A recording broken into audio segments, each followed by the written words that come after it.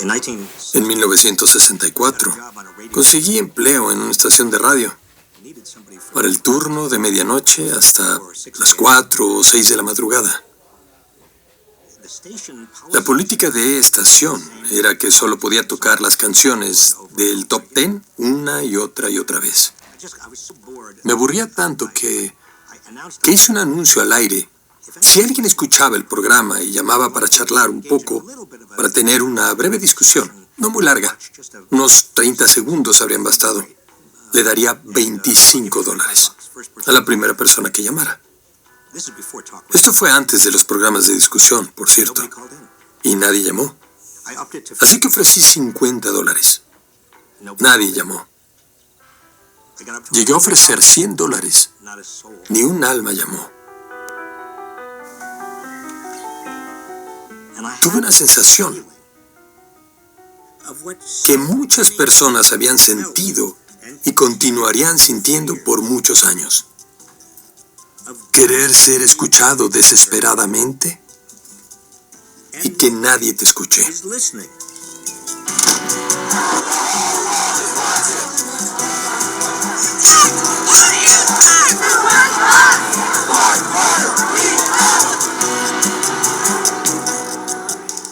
Hay muchísima rabia y frustración en Estados Unidos. Se ha acumulado por años y años. Las personas temen por sus empleos, temen por sus salarios, sienten que no tienen voz en los asuntos que les incumben, política o económicamente hablando. Lo escucho en todas partes donde voy.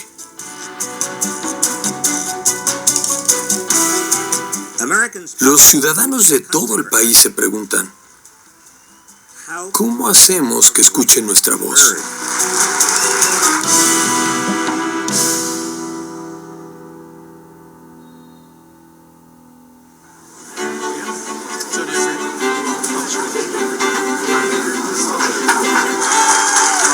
Gracias.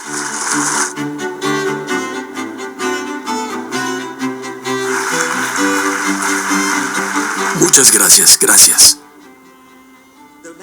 El libro se titula Saving Capitalism. He recibido 2 tipos de reacciones solo por el título. Saving Capitalism. Eso implica que hay un problema con el capitalismo.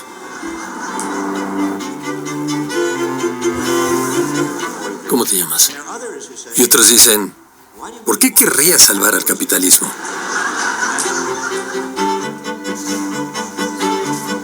Robert Reich, professor of public policy at UC Berkeley and former Secretary of Labor under President Clinton.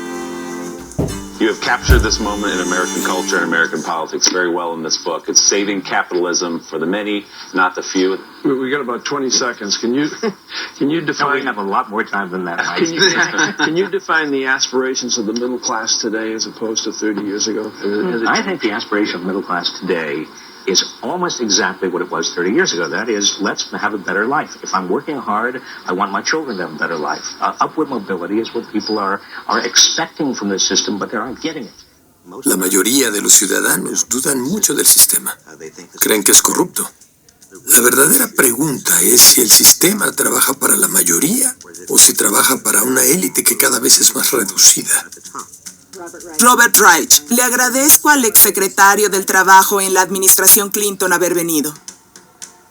Hoy en día muchas personas saben que el juego está mañado. Lo escuchan, lo sienten, pero no saben exactamente cómo está mañado. Quería ir a lugares donde no me conocen, a mí o a mis libros. Quería visitar lugares donde pudiera interactuar. No esperaba vender muchos libros, pero esperaba aprender algo. ¡Nos encontraste! Hola, Yuya. Bienvenido. Me alegra verte. Es un placer conocerte por fin. ¿Cómo estás? Mira quién llegó. Buenos El reverendo días. Sandoval. Bienvenido a Kansas City. Gracias, reverendo. ¿Cómo está? Claudia Nelson. Hola, Claudia. Hola, yo presido. ¿Tú presides la junta? Soy parte de esta obra por mi familia y mi comunidad. Mi hijo más joven, Hall, está casado y tiene 4 hijos. Ha trabajado toda su vida, pero al contrario de lo que sucedía cuando yo era joven, él encuentra empleos que no pagan un sueldo digno. No son empleos de tiempo completo, trabaja 60 horas extra a la semana para mantener a su familia, pero sufre mucho. Incluso ha tenido que vivir en mi casa con su familia de 6 una vez, porque tiene problemas. Su esposa debe cientos de miles de dólares en créditos estudiantiles. Es licenciada y desempleada. Es una historia común en nuestro vecindario. Por desgracia, Claudia, la escucho todo el tiempo. Es una historia que viven muchos estadounidenses. Muchas de las cosas que estamos discutiendo para mí son resultado de una economía que ha sido inmoral desde su creación. No fue diseñada para incluir a todos de manera justa, para dar acceso a todos. ¿Cómo reformar algo que es inmoral en esencia? No hay nada inherente a un sistema económico que lo haga moral o inmoral, o bueno o malo. Depende de cómo se organice, y si se organiza para las personas, puede ser un sistema bueno y moral.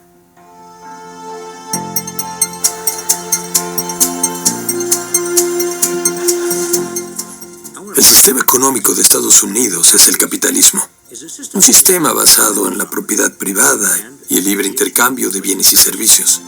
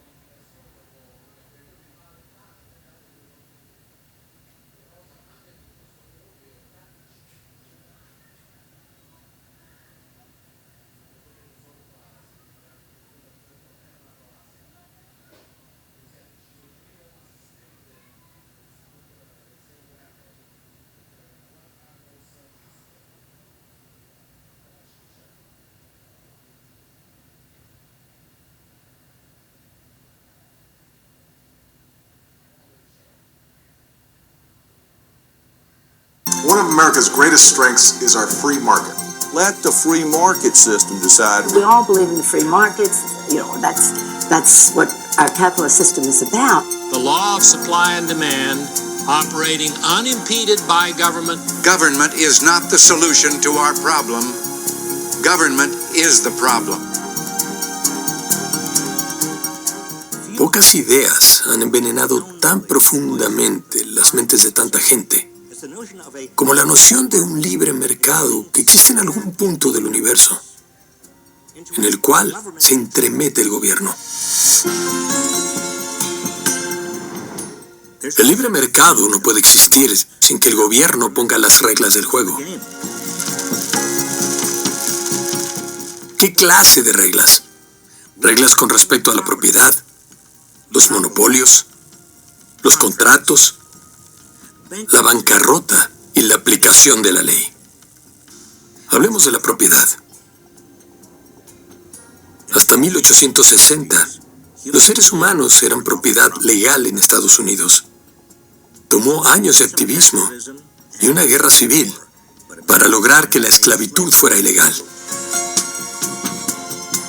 Hablemos de bancarrota. Si eres una empresa grande, puedes declararte en bancarrota una y otra vez para proteger tus activos. Pero si eres estudiante, no puedes reorganizar tu deuda en bancarrota. O si estás pagando una casa y estás endeudado porque el mercado colapsó, no puedes declararte en bancarrota.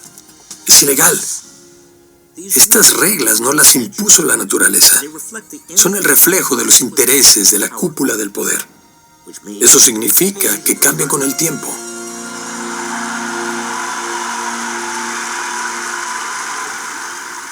In the name of all those who do the work, pay the taxes, raise the kids, and play by the rules. In the name of the hard-working Americans who make up our forgotten middle class, I proudly accept your nomination for President of the United States. Hace unos 50 años conocí a Bill Clinton. Ya conocía a Hillary Rodham cuando estudiaba la carrera en Wellesley. Había sido la presidenta de mi clase en Dartmouth. Ambos nos involucramos en el movimiento estudiantil. La conocí y conocí a Bill. Y en mi primer día en la escuela de leyes de Yale, estaba sentado en la cafetería hablando con Bill Clinton. Hillary se acercó y dijo, Bob, ¿cómo estás? Le contesté, bien, Hillary. Quiero presentarte a un amigo de Oxford, porque ahí estudiamos juntos. Bill Clinton. Le dijo, hola, Bill. Y él, hola, Hillary. Y hace 25 años, Bill Clinton me llamó. Quería que fuera su secretario del trabajo. Estaba entusiasmado, porque tal vez podríamos lograr un progreso real. Había una añeja exigencia en el país porque cambiaran realmente las cosas. Alguien con una visión diferente. Queríamos crear posibilidades para la gente que no contribuía todavía en la economía, porque significaba construir el futuro del país, construir la capacidad del país, no solo para crecer, sino para hacer que todos participaran de ese crecimiento.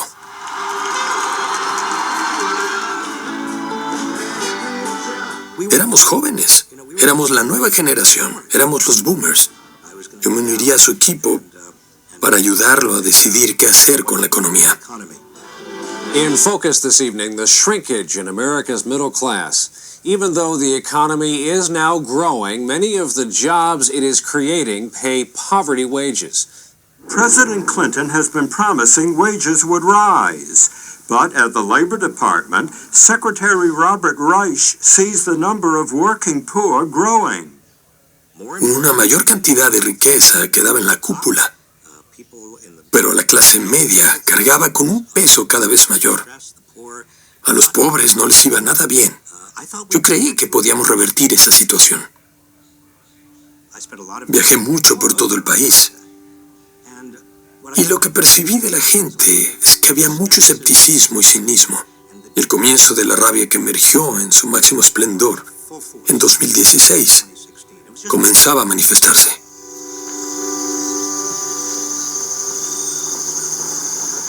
Es un placer presentar al secretario Reich al gran evento en el estado de Missouri. Gracias a todos por venir hoy. Como dijo Tim, todo comenzó como una gira de promoción de mi libro. He escrito muchos libros y leído muchos otros. He intentado ayudar a la gente a comprender qué está pasando. No solo quiero visitar librerías, realmente quiero hablar con la gente sobre sus vidas. Sí, es cierto. Grandioso. Me llamo Darwin Bendlash y soy ganadero. Y me llaman de muchas otras formas, pero principalmente ganadero y vaquero. Nuestra granja familiar existe desde hace 80 años. Hemos crecido en ella. ¿Sabe? Subí a mi primer tractor a los 10 años, apenas alcanzaba los pedales. Trabajamos muy duro, pero nuestros márgenes de ganancia van a la baja, ¿sabe? Se prevé que nuestros ingresos disminuyan un 50% este año. Pero nada de lo que compro ha bajado 50%. Ningún artículo en el mercado ha bajado 50%. Mi hijo quiere volver a vivir en la granja. No hay nada que desee más que vender mi casa y vivir aquí. Pero el asunto fiscal es lo difícil. ¿Qué márgenes de ganancia están teniendo anualmente? Pues los márgenes de ganancia varían, depende, pero en total yo diría que gano... Hace un año gané $320,000. ¿Y gastaste? 300, sí. 300. Entonces, sus márgenes de ganancia debieron ser de 20,000, ¿correcto? Sí. Se ha instaurado un círculo vicioso. La economía estadounidense es casi 2 veces más grande que en 1980, pero el salario medio no ha subido. En todo caso, la mayoría de los salarios ajustados a la inflación han disminuido. Entonces, ¿dónde quedó todo ese dinero? En la cúpula.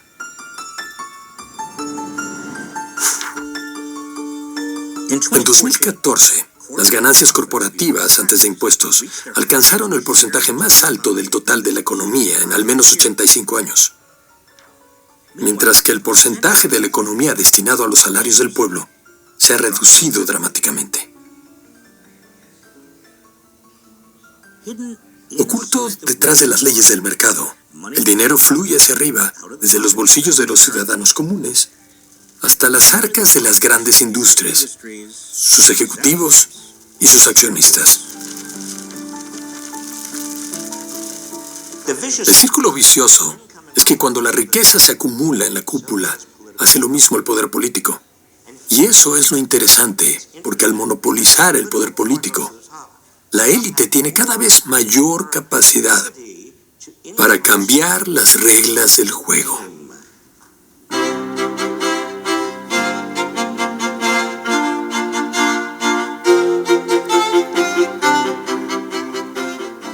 Yo comencé mi educación política cuando viajé a Washington en 1967 como becario de Robert F. Kennedy. Era emocionante estar en Washington. El 20% de la población más pobre estaba saliendo adelante. En 1964, cuando nuestra gran clase media en expansión era la envidia del mundo, casi el 77% de los estadounidenses decían confiar en el gobierno. Hoy en día, solo el 20% confía en él. En ese entonces, las oficinas en Washington eran discretas. No se movía mucho dinero en Washington. La comunidad empresarial apenas comenzaba a poner sus oficinas en Washington, poco a poco. A finales de los 70 me nombraron director de planeación de políticas para la Comisión Federal de Comercio. Mientras trabajé ahí, propusimos un artículo que prohibiría la publicidad de productos azucarados y poco saludables dirigida a los niños. The Federal Trade Commission votes today on recommendations by its staff that would put tight new restrictions on television commercials that are aimed at children. Advertisers are spending hundreds of thousands of dollars fighting the consumer groups and the FTC staff proposals. The makers of sugared cereals, candy, and toys are fighting back. Uno pensaría que habíamos declarado la Tercera Guerra Mundial, porque la comunidad empresarial estaba muy molesta. Y comencé a ver cómo los negocios y los grupos empresariales comenzaron a tener cada vez más poder en Washington. Más y más poder durante el proceso legislativo. Cerraron la Comisión Federal de Comercio por ese artículo. At the Consumer Complaints Office, yesterday's mail was unopened. Hearings with food companies were suspended. A laboratory machine that smokes 500 cigarettes a day to monitor tar and nicotine content of the different brands got a break. It didn't have to smoke. Descubrí que las grandes corporaciones, individuos con mucho dinero, podían cambiar las leyes y las regulaciones en su favor y en perjuicio de otros. Ese proceso fue casi invisible. Pasó al interior de los órganos administrativos dentro de las legislaturas. Pero la finalidad de todo era de forma muy sutil cambiar las reglas del juego. Lo que presencié era una ofensiva lanzada sigilosamente en 1971. La Cámara de Comercio, un poderoso grupo de presión empresarial, le pedía a un abogado corporativo llamado Lewis Powell que escribiera un memorándum. El documento, conocido como el Memorándum Powell, circuló rápidamente entre los líderes empresariales a nivel nacional. El sistema económico estadounidense, decía, está bajo ataque. Los empresarios deben aprender la lección de que el poder político es necesario, que dicho poder debía ser diligentemente cultivado y cuando fuese necesario debe ser usado agresivamente y con determinación y sin arrepentimiento ni renuencia. El memo se convirtió en el manifiesto de nuevos comités empresariales, los grupos de presión, las asociaciones de comercio y otras organizaciones profesionales se comprometieron a modificar al gobierno para satisfacer sus necesidades. El círculo vicioso funcionaba a toda marcha.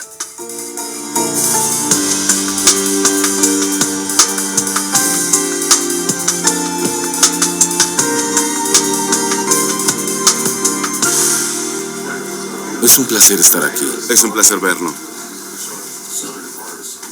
Le haré una pregunta. ¿Cómo le gusta que lo llamen? ¿Cómo lo llamamos? Excelencia. ¿Sí? Bob. No, llámeme Bob. Podríamos tomar turnos. Y tal vez... Sí, todos preséntense. Bien, me llamo Woody Cossack, solía ser abogado. Ahora soy cabildero y según la descripción de mis amigos de derecha, soy un doctor especialista en las enfermedades de los más ricos. Así que intento representar a quienes puedan pagar mis honorarios. Soy uno de esos seres perversos que manipulan y cambian las reglas. Pero, ¿qué es usted? No se ponga a la defensiva. No estoy a la defensiva. Estoy orgulloso de mí mismo. Usted hace un trabajo que alguien tiene que hacer. Soy Crosby Kemper, director de la Biblioteca Pública de Kansas City. Fui el candidato republicano para la Asamblea Estatal en 1980. Entonces me describí a mí mismo, igual que ahora, como un libertario. Siempre he sido una republicana muy moderada. De hecho, he ayudado a algunos demócratas. Y estaba feliz por la invitación de Crosby. Gracias. Lo que me gustaría hacer, si no les molesta. Es un placer. Por favor. Me gustaría dejar las etiquetas partidistas de lado y no hablar de demócratas y republicanos. Solo por un momento, porque realmente quiero conocer sus opiniones sobre política, economía y sus valores. Bueno, ¿quiere omitir la discusión sobre el gobierno contra el mercado? Yo solo hablo del gobierno. Y la gente que dirige el gobierno lo hace en función de sus propios intereses. Y eso es lo que la Constitución debería limitar. El gobierno debería ser limitado. Era un regulador. Estaba en la Comisión Federal de Comercio. Presentábamos reglas muy sencillas y los cabilderos atacaban. Y me decían, tienes que hacer esta pequeña excepción. Haz esta excepción y esta otra y esta otra. Y luego comenzaban a llamar del Congreso diciendo, las empresas que nos apoyan quieren otra excepción. La culpa no es del mercado ni del gobierno. Es el poder el que se usa mal. Hablemos de poder. Hablemos de dos clientes míos que comenzaron una compañía hace 20 años. Y hoy son multimillonarios. Emplean a 9,000 personas. Pagan cientos de millones de dólares de impuestos. Pagan salarios altos. Es una compañía de alta tecnología con valor agregado y prestaciones generosas.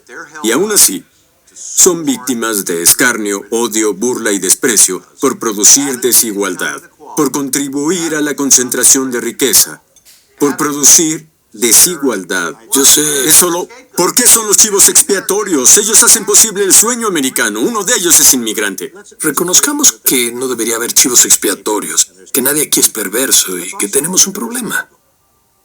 De hecho, me agrada y no lo esperaba. Pero ha denigrado el esfuerzo de toda una vida. Tengo un pequeño negocio muy exitoso. Yo nací siendo pobre en Springfield, Missouri. Pedí créditos, trabajé duro, doy trabajo.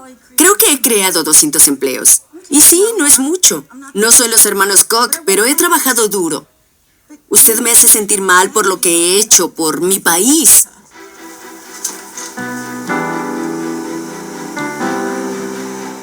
Mi teoría es trabajar, procurarte a ti mismo, ser responsable de ti mismo sin importar lo que la vida te depare.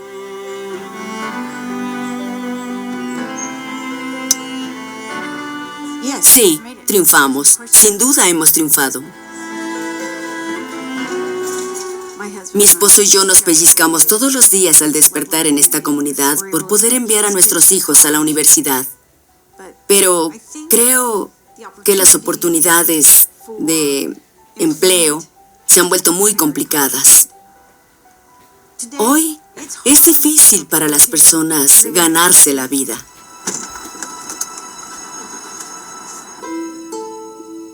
No creo que la vida a los 20 años sea tan fácil como cuando yo tenía 20 años.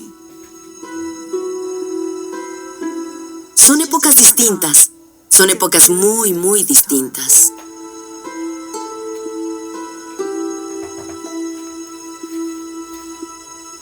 He trabajado en McDonald's durante 4 años. Trabajo en la ventanilla de autoservicio. Me pagan $12.50 por hora. Gano $1,200 al mes. Pago $900 de alquiler. Y tengo que pagar el gas y mi cuenta de teléfono. Termino sin nada. Apenas logramos sobrevivir. Gracias. Las grandes corporaciones pueden pagarnos más. Tienen dinero. Yo, como cajera, sé cuánto dinero ganan. ¿De acuerdo? Y solo en algunas horas. McDonald's abre las 24 horas. A veces tengo que pedir un préstamo. Tengo que pedir mi salario a préstamo para pagar a tiempo y no pagar recargos y poder sobrevivir.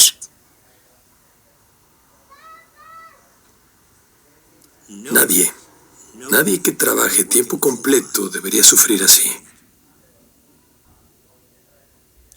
Nadie en nuestra sociedad. El país más rico, la nación más rica en toda la historia, debería sentir el miedo, la ansiedad y la inseguridad que tantas personas sienten hoy.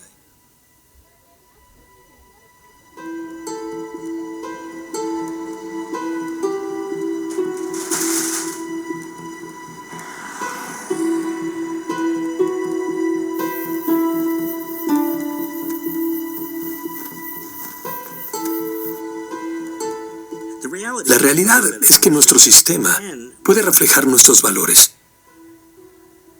El capitalismo es lo que nosotros hacemos de él. Las reglas pueden expandir las oportunidades y ensanchar el círculo de prosperidad, o pueden reducir esas oportunidades.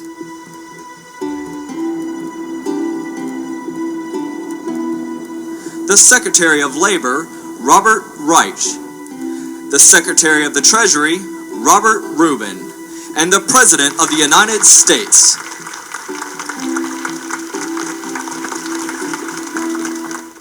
No sé si Bill Clinton armó su equipo económico para que las personas como yo tuvieran una oportunidad de defender nuestra causa, pero perdimos muchas batallas.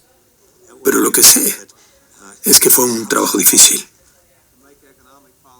Luché con todas mis fuerzas para cumplir las promesas de aquella campaña. Queríamos terminar con algunas subvenciones fiscales que el gobierno federal le otorgaba a las corporaciones, que hacían que la gente común pagara el precio. El presidente se comprometió a eliminar la exención de impuestos para los sueldos de directores ejecutivos.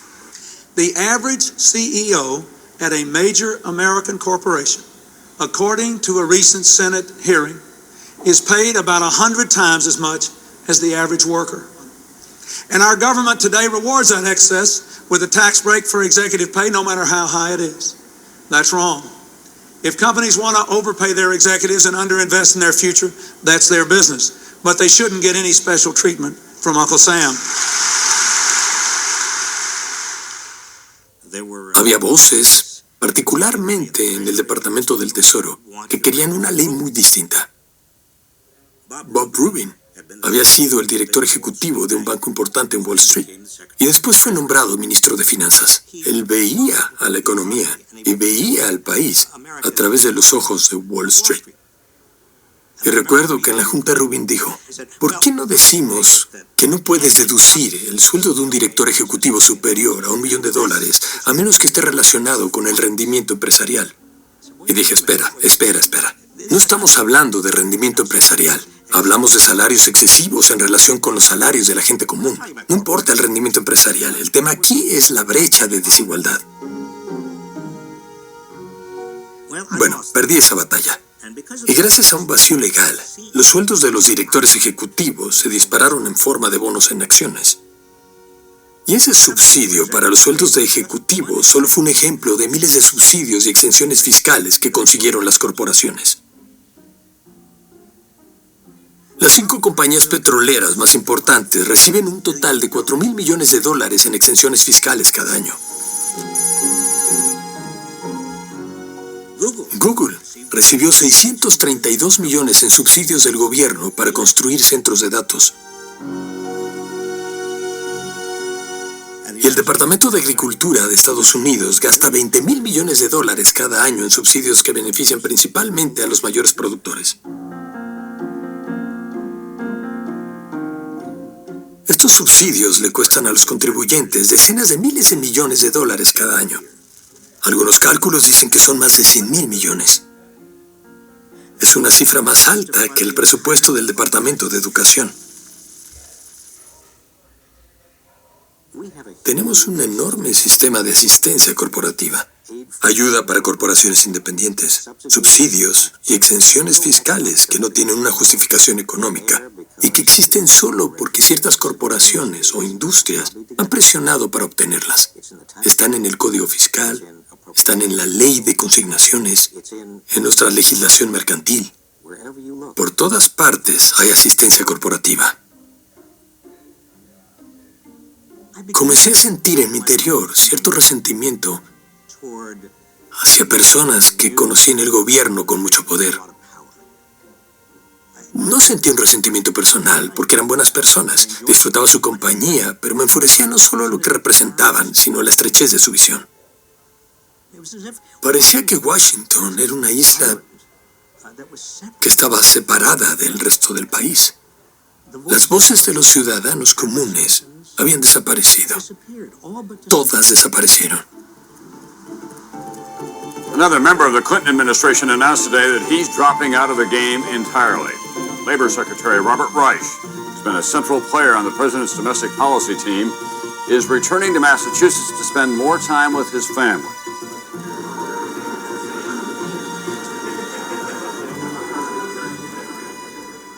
Amigos, estamos en camino a convertirnos en una sociedad de 2 niveles, compuestos por unos cuantos ganadores y un gran grupo de estadounidenses olvidados, cuya rabia y desencanto es fácilmente manipulable. Una vez liberado, el resentimiento de las masas puede contaminar el tejido social, la integridad moral de la sociedad, reemplazando la ambición con envidia, reemplazando la tolerancia con el odio.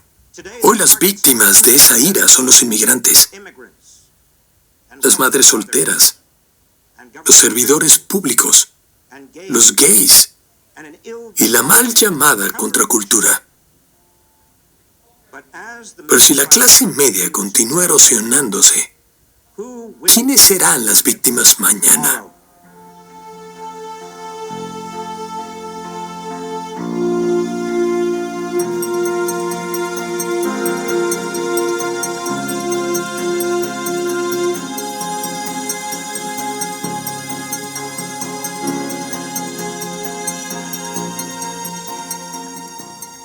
Se puede ver el efecto acumulativo de todo esto en el tiempo. Hombres ricos con poder político que cambian las reglas para aumentar su riqueza. No es sostenible y cada vez se pone peor, peor y peor. Big trouble for millions of American homeowners as foreclosures across the country are up a staggering 87%.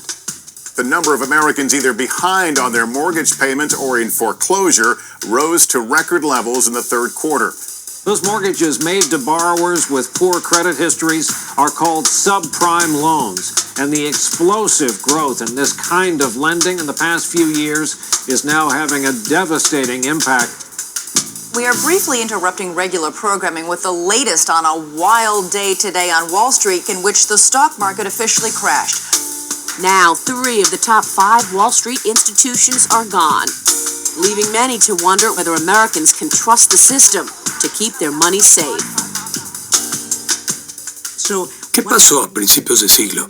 Pues Wall Street enloqueció, perdió totalmente el juicio, arriesgando los depósitos de la gente, poniendo en riesgo toda la economía. No fueron aberraciones, no fue un accidente.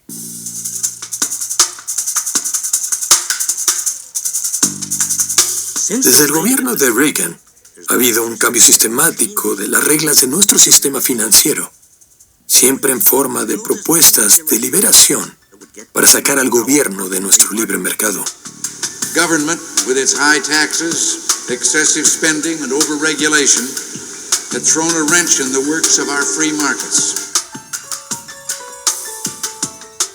En 1998, Wall Street dio instrumentos financieros nuevos y complejos para elevar sus ganancias al máximo, conocidos como instrumentos derivados, que a pesar de las advertencias no fueron regulados. What are you trying to protect? We're trying to protect the money of the American public, which is at risk in these markets. Y después, en 1999, Clinton abolió la ley Glass-Steagall. We are here today to repeal Glass-Steagall because we have learned that government is not the answer. We have learned that freedom and competition are the answers. La ley Glass-Steagall fue promulgada en los años 30, diseñada para evitar que los ahorros de la gente fueran usados por especuladores de Wall Street. Pero ahora, sin una legislación en vigor para evitar que los bancos de inversiones riesgosas se unan con bancos comerciales sin control de los derivados financieros, dimos paso a la creación de bancos que eran demasiado grandes para fallar y que provocaron la crisis financiera. ¿Sabes? Existe la creencia falsa de que se debe regular o liberalizar, pero una no excluye a la otra. La cuestión es qué tipo de regulación se tiene. Al permitir la fusión de los bancos comerciales y de inversión, lo que pasó es que surgió un nuevo tipo de regulación llamado rescate. Good evening and even congratulations. You are now the proud owner of a massive insurance company. American taxpayers woke up this morning to learn their money makes up most of a bailout package the Federal Reserve slammed together to save a huge insurance conglomerate called AIG. The rescue of Bear Stearns, Fannie Mae, Freddie Mac, and AIG puts an extra $314 billion of taxpayer money at risk. Here at home, the administration and Congress are hammering out the details for what would be the largest financial bailout in U.S. history. It was a big package because it was a big problem. No pueden deshacerse del gobierno. Recuerden, ese es el punto. El gobierno seguirá involucrado. La cuestión es cómo se involucrará el gobierno. ¿Se involucrará para hacer que los bancos sean relativamente pequeños y obedientes? ¿O se involucrará en lidiar con las consecuencias para los propietarios de bienes muebles y resarcir los daños? Es decir, la cuestión no es si el gobierno se involucra o no, sino qué reglas pondrá el gobierno.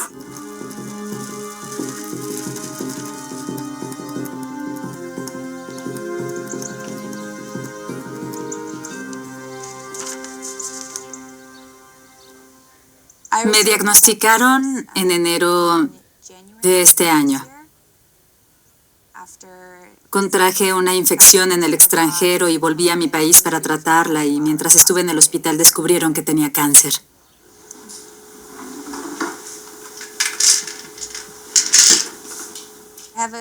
Tengo un par de medicamentos para la náusea. Hay 2 en específico que tomo el segundo y tercer día de quimioterapia. Tomo un esteroide en el hospital que me ayuda a recibir el tratamiento. Un antibiótico. Y otro que me ayuda a dormir, porque me da vértigo durante cierta etapa de mi ciclo de tratamiento. Incluso teniendo un seguro de vida, me informaron que ya no cubren los medicamentos de quimioterapia totalmente. Y una trabajadora social nos advirtió que podríamos recibir una factura por miles de dólares.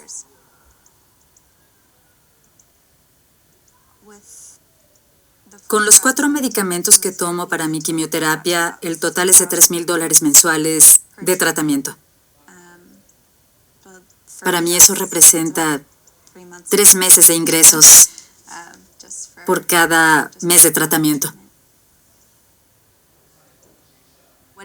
¿Qué alternativa existe a los medicamentos de quimioterapia? No existe, así que uno tiene que pagar el costo.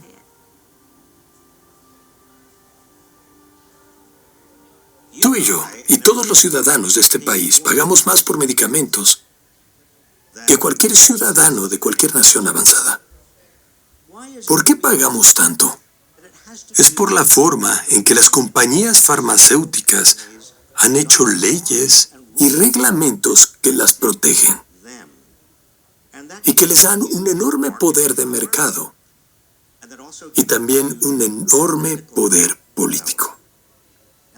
Y ese poder político es ejercido en todo tipo de formas para inclinar el mercado a su favor. En junio del 2003, la Ley de Modernización de la Asistencia Médica fue votada en la Cámara. This will be a 15-minute vote. Era una ley cuya intención era ayudar a los adultos mayores a pagar sus medicamentos, pero que también le impedía al gobierno interferir en las negociaciones entre los fabricantes, las farmacias y los promotores de los planes de medicamentos. En otras palabras, evitaría que el gobierno, con su enorme poder de compra, pudiera negociar un precio más bajo por los medicamentos. Y cuando los nuevos medicamentos salieron al mercado, los pacientes no tenían opción más que pagar los costos establecidos por las compañías farmacéuticas. La ley era de más de 1,000 páginas y fue votada apresuradamente en la Cámara a las 3 de la mañana. We had leaders going around and gathering around individuals, trying to twist their arms to get them to change.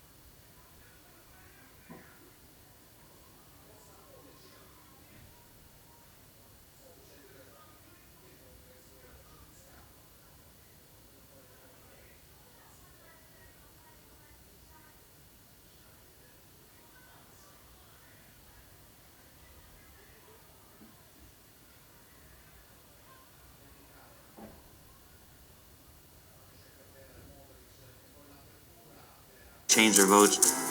I think a lot of the shenanigans that were going on that night, they didn't want on national television in prime time.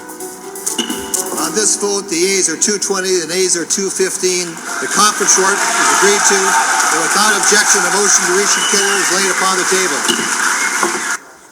Es un acto legislativo que fue aclamado como un paso hacia un mercado libre, pero que en realidad es una regulación gubernamental que beneficia a una élite privilegiada. Manipulaciones similares a las reglas de nuestra economía suceden en nuestras industrias más importantes. Nuestros ciudadanos pagan más por su servicio de Internet que los ciudadanos de cualquier otra nación industrializada. Y tenemos velocidades muy lentas, porque las compañías de cable tienen suficiente poder político para sofocar a la competencia. Pagamos más por boletos de avión porque las aerolíneas se han fusionado y conformado 4 proveedores principales que prácticamente no compiten entre sí.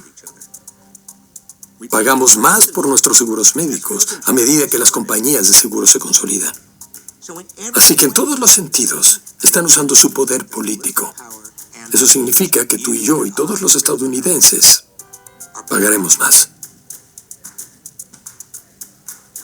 ¿Cómo consiguieron estas industrias obtener leyes que las benefician? No es un misterio. Las contribuciones de campaña les dan acceso a los representantes del gobierno. Dios bendiga a este país. Empresas de relaciones públicas bien financiadas, centros de estudios e institutos de investigación redactan informes que promueven ese punto de vista. A veces hasta elaboran las leyes que quieren pasar. Bufetes de abogados preparan su defensa en la corte y sus procedimientos regulativos en Washington. Y por último está la puerta giratoria. En la década de los 70, 3% de los congresistas salientes se convirtieron en cabilderos. En años recientes, 42% de los legisladores jubilados y la mitad de los senadores se han convertido en cabilderos.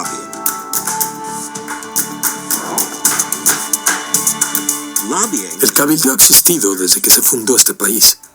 Lo que ha cambiado es la magnitud del cabildeo corporativo en contraste con otros intereses. Ha pasado de ser una industria artesanal a un complejo industrial muy influyente. Hoy en día, los intereses de las corporaciones gastan $34 por cada dólar gastado por sindicatos y todos los demás grupos de interés combinados. En 2016, gastaron un total de $3.500 millones en cabildeo. Es el equivalente a $5.900.000 por congresista.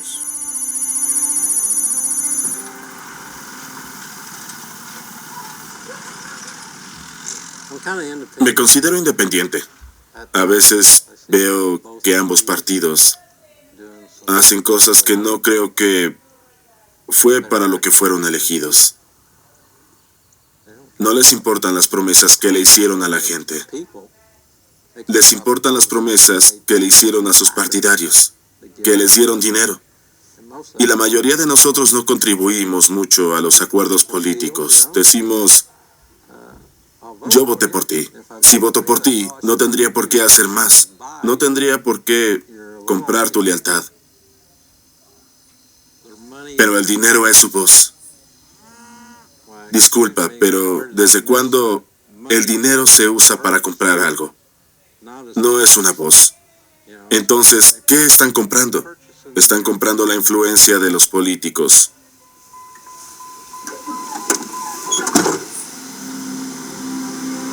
Do you feel that you are truly represented in Washington? Do you feel that this country is headed in the right direction? No one does. That's why I'm running for Congress. My name is Dave Pratt, and I'm a lifelong Republican and conservative. And I'm ready to take economics and ethics to Washington. Hola, Bob. Me alegra Qué gusto verlo. Gracias por venir. Pues le agradezco que se tomara el tiempo. En serio. Sé que está en plena campaña y esto es una imposición. Para nada, es un placer encontrarlo. Pero es un placer estar aquí. Sí. Tenemos muchas cosas de que hablar. Bien. Los conservadores le otorgaron un premio por ser uno de los 2 republicanos más conservadores de los 247 republicanos en el Congreso. Sí. Usted usa el término capitalismo clientelista. ¿A qué se refiere con capitalismo clientelista? Los hombres influyentes de cualquier industria se reúnen para proteger sus intereses a costillas del pueblo. El trabajo del gobierno es asegurarse de que eso no pase. Pero en cambio, se ha convertido en hacer lo posible. Yo no estoy en contra de hacer negocios, pero estoy en contra de negocios clientelistas que se aprovechan de los contribuyentes. Y creo que es el momento. Las personas tienen la intuición de que algo anda mal en todo el país. La derecha, la izquierda, todos saben que algo anda mal. Tradicionalmente se piensa en una división entre demócratas y republicanos. Sí, se desvanece. Pero estamos comenzando a ver un movimiento antisistema contra el statu quo. Las personas que no quieren a los empresarios y el capitalismo clientelista contra los capitalistas. Y entre demócratas, republicanos, conservadores, liberales, sin duda habrá muchas discrepancias. Pero si estamos de acuerdo en lo elemental. Por mí está bien. Tiene más experiencia. Ha enseñado economía por 30 años. Yo usaba su libro. ¿Usted usaba mi libro? Solía usarlo. Y publicó otro para promocionarlo. Congresista, ¿qué opina del título? Bueno, me sorprendió un poco viniendo de usted, pero me agradó. Creo que estamos de acuerdo y si logramos construir un capitalismo ético, salvaremos al país. Congresista, gracias. Muchas gracias.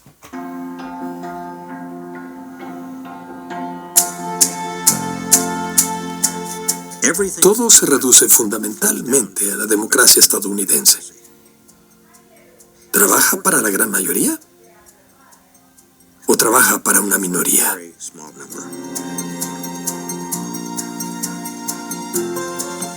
Los investigadores de la Universidad de Princeton y de la Universidad de Northwestern querían descubrir cuánto poder político tienen los ciudadanos comunes. Examinaron un periodo de 20 años, desde 1982 hasta 2002. Primero descubrieron que si un gran número de corporaciones e individuos acaudalados, sin importar su filiación política, querían hacer pasar una ley, había una posibilidad del 60% de que lo lograran. Y si no querían que pasara alguna ley, no pasaba. Después analizaron a los votantes comunes. Las causas que casi nadie apoya tienen un 30% de probabilidad de convertirse en ley. Las causas que casi todo el mundo apoya también tienen un 30% de probabilidad de convertirse en ley. Concluyeron en sus propias palabras que las preferencias del electorado parecen tener un impacto minúsculo, prácticamente nulo y estadísticamente insignificante sobre las políticas públicas.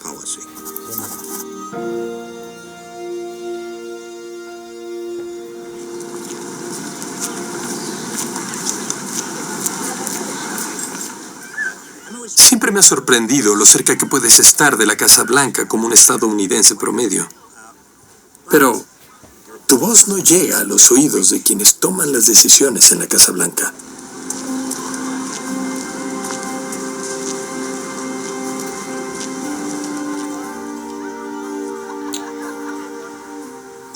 En los últimos 50 años, las calles de Washington se han cubierto de oro.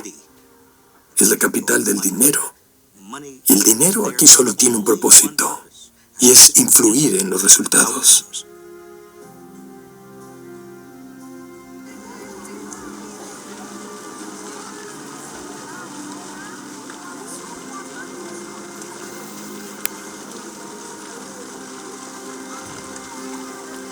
It's apparent to me that there are certain judges who are alleging that somehow corporations have the same rights as citizens. I don't accept that premise. The U.S. Supreme Court today overturned laws on the books for nearly a century and ruled that corporations can spend freely now on political campaigns. What's the point in individual people trying to influence politics with their donations if Exxon or some other company can quite literally match and therefore cancel out the combined donations of every single individual donor in the nation? Well, the cacophony now of special interests with megaphones larger than you've ever seen in your life will drown out the voice of the people. The bottom line, is this. The Supreme Court has just predetermined the winners of next November's elections. It won't be Republicans, it won't be Democrats, it'll be corporate America.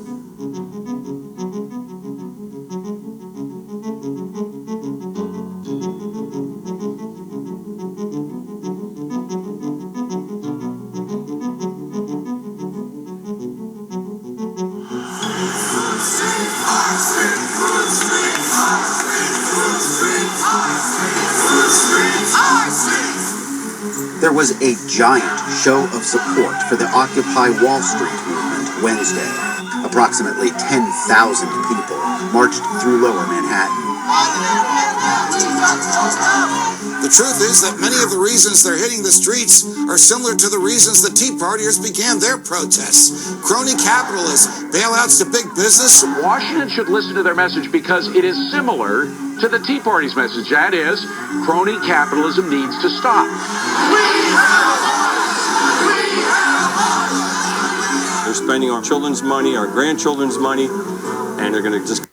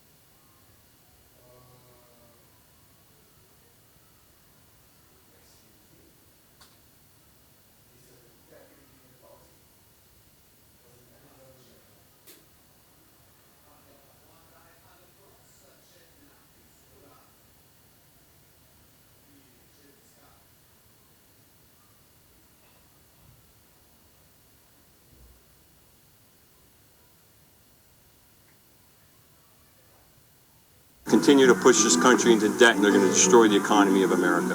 This country is upside down, and it's not working for 99% of our society anymore. The 1% keep getting richer, and everyone else is getting poorer and poorer. It seems to me that the blame has to be placed on the shoulders of both parties, and it's time we send a clear message to them. You either stop railroading our people in our country, or we're going to throw all you bums out.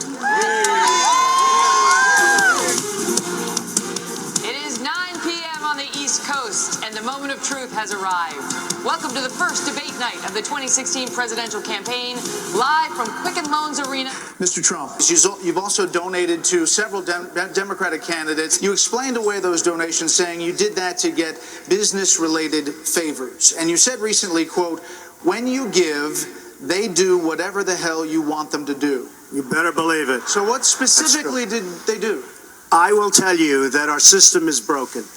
I give to many people. Before 2 months ago, I was a businessman. I give to everybody. When they call, I give. And you know what? When I need something from them, 2 years later, 3 years later, I call them. They are there for me. So and that's a broken system.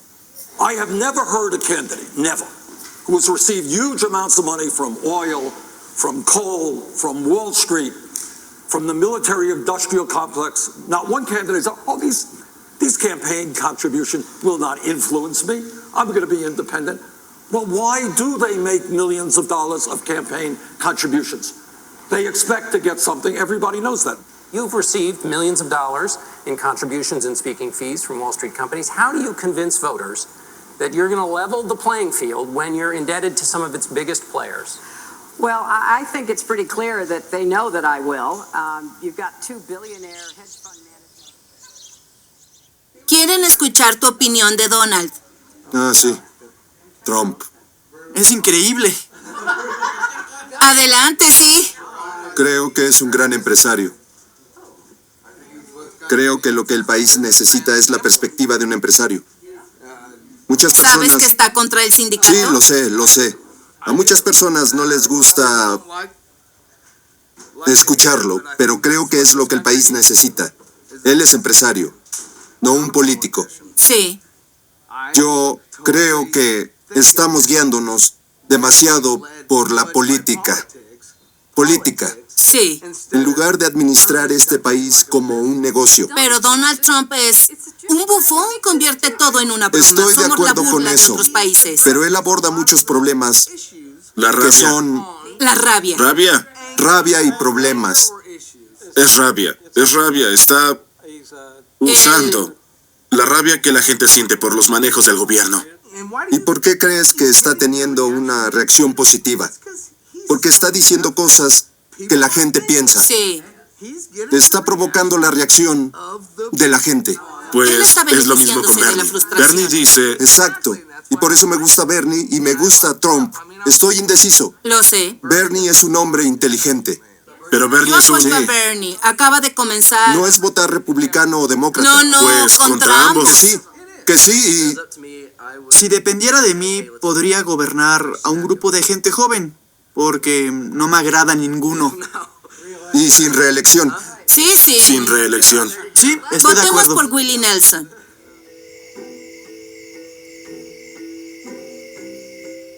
El populismo es una reacción contra los poderosos, en favor de la mayoría. Pero el populismo, me atrevo a decir, tiene dos rostros muy distintos. Donald Trump y Bernie Sanders. Pero hablando más generalmente, cuando las personas están enojadas, frustradas y temerosas y se sienten económicamente inseguras, tienden a inclinarse por el populismo autoritario. Piensan, quiero un hombre fuerte que lo arregle todo en nombre del pueblo. Pero es antidemocrático y a menudo usan chivos expiatorios como una forma de ganar más apoyo. O bien, el populismo puede tomar la forma de una reforma. Es decir, vamos a reconstruir el sistema. Vamos a crear un sistema muy distinto que refleje mucho más las necesidades del pueblo. Así que el populismo no es necesariamente bueno. Depende de la forma que adopte.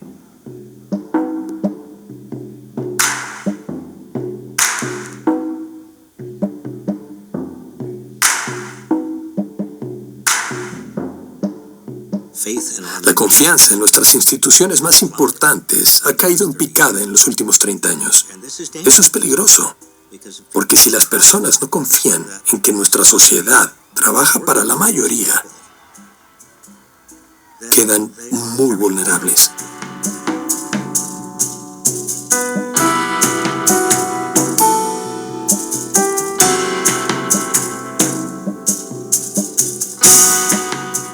Es un momento decisivo para el país. Y vamos a virar hacia el populismo autoritario a largo plazo. O tomaremos una dirección hacia un cambio democrático fundamental.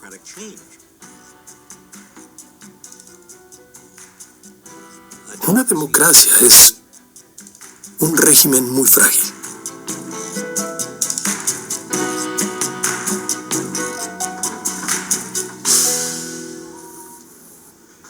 El otro día estaba en el aeropuerto. Alguien se me acercó, una completa extraña, y me dijo, ¿y ahora qué hacemos? Le dije, no lo sé. Y otras personas en otros aeropuertos y en otros lugares se acercaron a decirme, ¿puede creerlo? Para recuperar nuestra economía, en realidad debemos recuperar nuestra democracia. Es decir, trabajar en conjunto y crear instituciones que contrarresten el poder de las grandes corporaciones, los grandes bancos y los individuos más ricos. La ciudadanía es más que votar, presentarse en la corte y pagar impuestos. La ciudadanía es participar, comprometerse y hacer escándalo cuando sea necesario. Es responsabilidad de todos asegurarnos, no solo por nosotros mismos, también por nuestros hijos y nuestros nietos, que logremos que esto funcione. Gracias. Gracias por venir, gracias. Se los agradezco, gracias. Soy optimista porque conozco la historia de mi país. Sé que cada vez que el capitalismo se descarrila, nuestro instinto es devolverlo a las vías.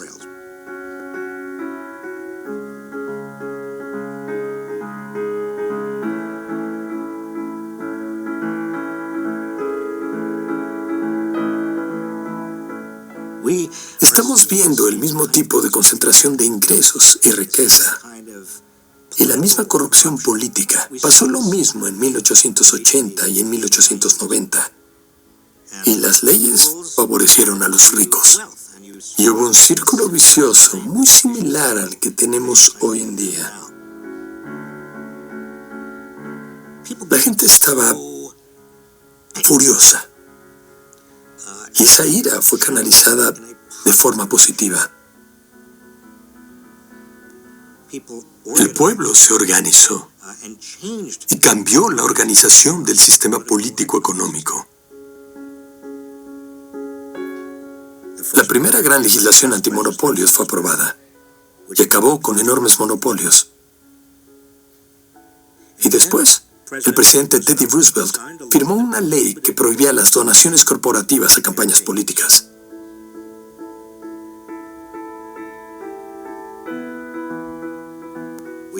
No sucumbimos, como otros países, ante el fascismo o el comunismo.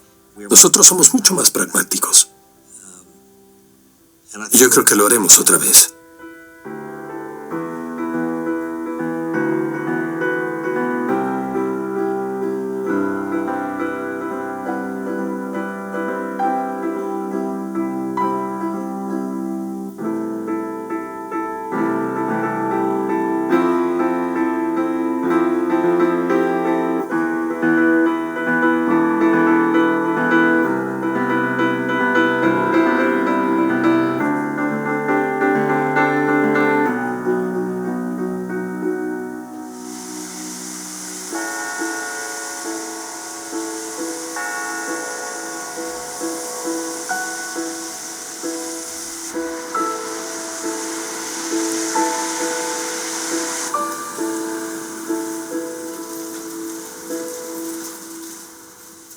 También soy optimista porque soy docente y me rodeo todos los días de gente joven y veo en la juventud actual un gran anhelo, una enorme dedicación para hacer funcionar al sistema.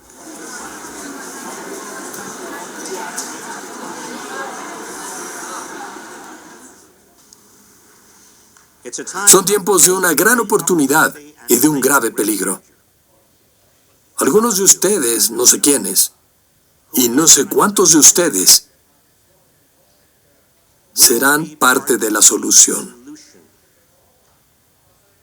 Algunos llegarán a ser líderes. No, bueno, ¿todos tienen asiento? Todavía quedan sillas. Es el periodo histórico más extraordinario que he vivido. Soy bastante viejo y he vivido varios. Este verano marca el 50º año en el que he estado involucrado en el gobierno. Y es un poco humillante pensar que 50 años después estamos peor que en aquel entonces. Si tienes gente joven que no ha conocido un sistema que funcione bien, ¿de dónde obtendrá su idealismo?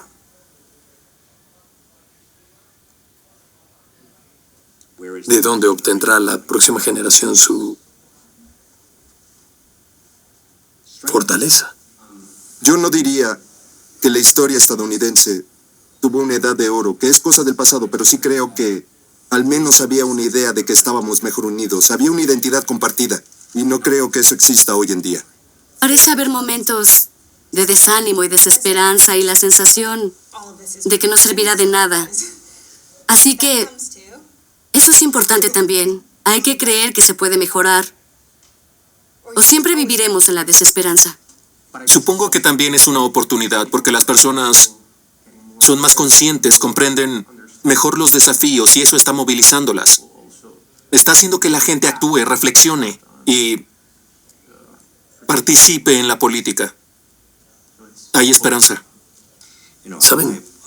A veces pienso, en retrospectiva, que cuando tuve la oportunidad de estar en el gobierno, debí haber presionado más.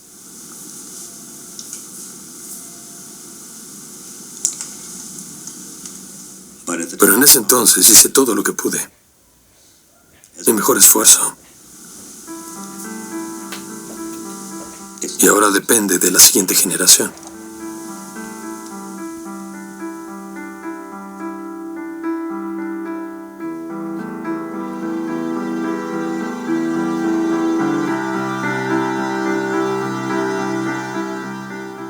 Todos los cambios sociales suceden cuando la gente es consciente de la tensión entre el ideal que tienen en la cabeza sobre la forma en que el sistema debería funcionar y la realidad que ven a su alrededor. Y cuando esa tensión crece demasiado, la disonancia se vuelve muy intensa y están dispuestos a actuar.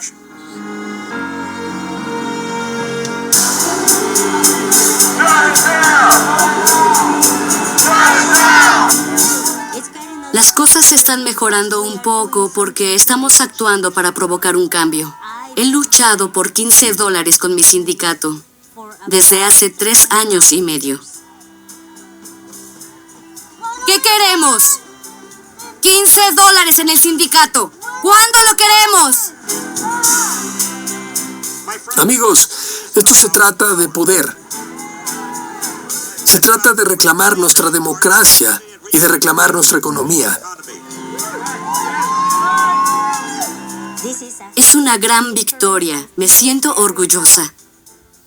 Porque ahora el resto del país está observándonos y dándose cuenta de que $15 por hora es asequible. Podemos lograrlo.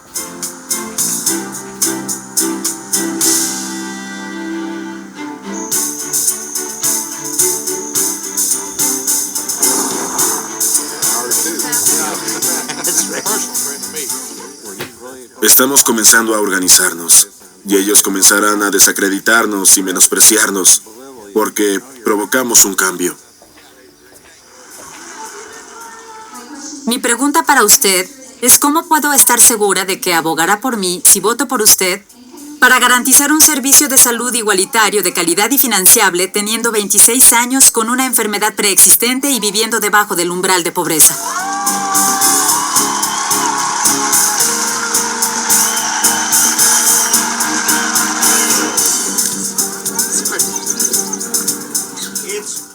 Esto es Office Hours, en vivo. Muchas personas que siempre habían dicho que no les interesaba la política y se lo dejaban a otras personas, ahora comprenden que no pueden cruzarse de brazos. Las personas en control tienen razones y capacidad para mantenernos divididos y enojados entre nosotros. La unión hace la fuerza, no solo la valentía. Así es. Les pido que se tomen 5 minutos al día y al menos hagan una llamada a su representante en el Congreso, una llamada a su senador. Y les garantizo que si continuamos haciéndolo, tendremos éxito.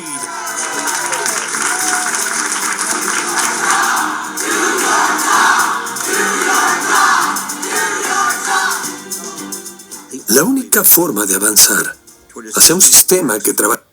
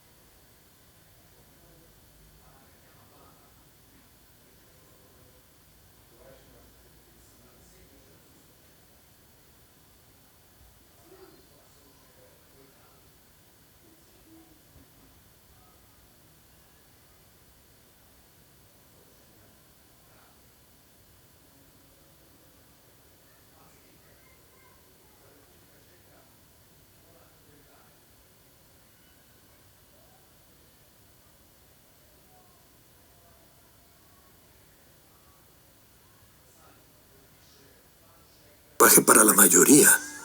Es organizarnos y participar en la política.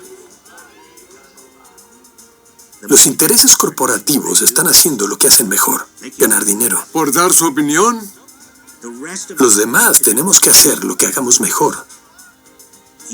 Usar nuestra voz, nuestro vigor y nuestros votos. Depende de nosotros cambiar las reglas.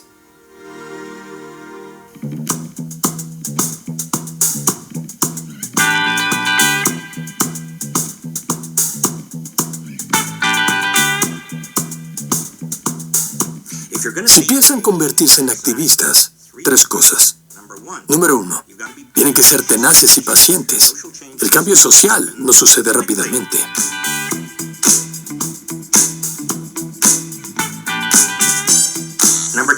Número 2, escuchen a sus detractores. Salgan de su burbuja. Tal vez ellos los convenzan de que se equivocan. O ustedes los convencerán de su error, pero tienen que dialogar. Número 3, diviértanse.